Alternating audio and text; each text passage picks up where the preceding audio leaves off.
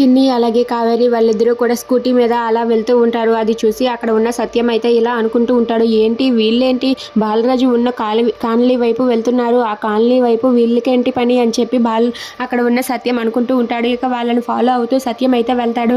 ఇక అక్కడ ఉన్న కావేరి చిన్ని వాళ్ళిద్దరూ కూడా బాలరాజు ఉన్న కాలనీ వైపు వెళ్తారు. ఇక బాలరాజు ఇంటికి వెళ్తారు. వెళ్ళగానే అక్కడ ఉన్న చిన్ని అయితే పరిగెత్తుకుంటూ బాలరాజు దగ్గరకు వచ్చి నాన్న అంటూ హక్ చేసుకుంటుంది. దాంతో అక్కడ ఉన్న సత్యం అది చూసి ఒక్కసారిగా షాక్ అయిపోతాడు.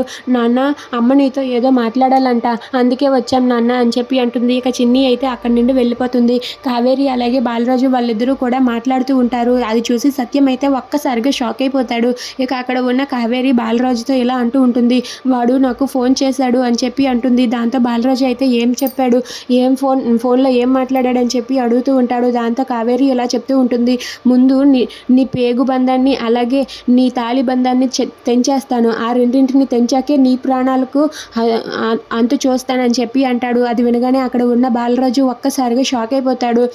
నీ కూతురు ఎక్కడ ఉన్నా సరే వెతికి పెట్టుకొని మరి దాన్ని చంపేస్తాను, నీ తాలిబంధాన్ని కూడా చంపేస్తానని చెప్పి అక్కడ ఉన్న దేవ చెప్తాడు. అది వినగానే కావేరి ఆ మాటలు కూడా బాలరాజుకి చెప్తూ ఉంటుంది.